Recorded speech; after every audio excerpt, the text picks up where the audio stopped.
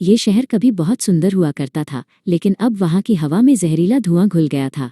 प्रदूषण इतना बढ़ गया था कि आसमान हमेशा मटमैला और धुंधला दिखता था। अर्जुन अपनी खिड़की से शहर को देखता और उसे अपनी सांसों में एक भारीपन महसूस होता था। उसे समझ नहीं आ रहा था कि वो इस धुंध को कैसे साफ करे। शहर के लगभग 2 लाख लोग इस गंदी हवा से बीमार हो रहे थे। एक दिन अर्जुन ने अपने बुजुर्ग पड़ोसी गुप्ता जी को पार्क में एक बेंच पर बैठे देखा। गुप्ता जी ने अपने चेहरे पर रुमाल रखा हुआ था और उन्हें सांस लेने में दिक्कत हो रही थी।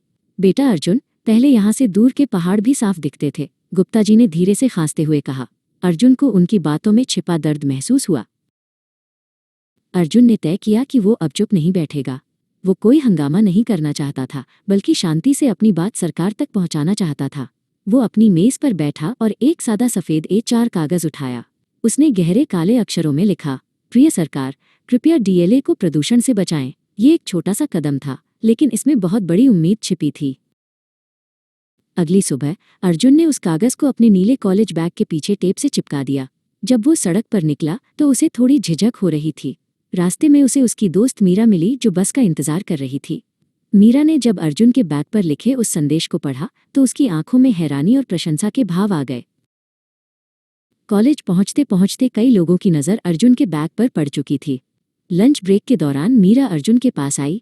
मैंने तुम्हारा संदेश देखा अर्जुन, मीरा ने मुस्कुराते हुए कहा। मुझे लगता है कि हम सबको ये करना चाहिए। क्या मैं भी अपने बैग के लिए ऐसा संदेश बना सकती हूँ? अर्जुन खुश हुआ और दोनों ने मिलकर मीरा के बैग पर भी वैसा ही कागज चिपकाया। धीरे धीरे ये एक मुहिम बन गई। एक हफ्ते के अंदर शहर के हर कोने में कागज का संदेश दिखाई देने लगा। मीरा और एक अन्य छात्र ईशान एक व्यस्त चौराहे पर खड़े होकर लोगों को देख रहे थे। अब केवल छात्र ही नहीं, बल्कि दफ्तर जाने वाले लोगों और यहाँ तक कि सामान पहुँचाने वाले डिलीवरी बॉयज़ के बैगों पर भी वही संदेश लगा था। सोशल मीडिया पर यह बात जंगल की आग की तरह फैल गई। जल्द ही अंतर्राष्ट्रीय समाचार चैनलों ने भी इसे दिखाना शुरू कर दिया। अर्जुन अपने घर में गुप्ता जी के साथ बैठा टैबलेट पर खबरें देख रहा था। देखो अर्जुन, अब तो लंदन और टोक्यो में भी हमारी चर्चा हो रही है, गुप्ता जी ने चमकती आंखों से कहा। हजारों कागजी संदेशों की आवाज़ अब सरकार के कानों तक पहुंच चुकी थी। आखिरकार सरकार ने बड़े कदम उठाए। शहर में हवा साफ करने वाली विशाल कार्बन संग्रह मशीनें लगाई गईं और प्रदूषण फैलाने वाले उद्योगों को शहर से बाहर भेज दिया गया। अर्जुन और मीरा ने एक बड़े वृक्षारोपण अभियान में हिस्सा लिया। वे जानते थे कि पेड़ ही शहर के असली फेफड़े हैं। 1 साल बीत गया और DLA शहर पूरी तरह बदल गया। सरकार ने घर से काम WFH के नियम बनाए और हर घर को एक पौधा उपहार में दिया।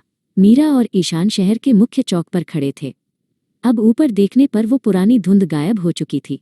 उसकी जगह गहरा नीला आसमान और सफ़ेद बादल दिखाई दे रहे थे। अर्जुन पार्क में टहल रहा था। उसका वही नीला बैग आज भी उसके कंधे पर था। उसने देखा कि एक छोटा बच्चा घास पर तितलियों के पीछे दौड़ रहा है। हवा में एक ताजगी थी और पूरा शहर मुस्कुरा रहा था। अर्जुन ने सीखा कि जब कुछ गलत हो रहा हो तो चुप नहीं रहना चाहिए। एक छोटा सा संदेश भी दुनिया बदल सकता है।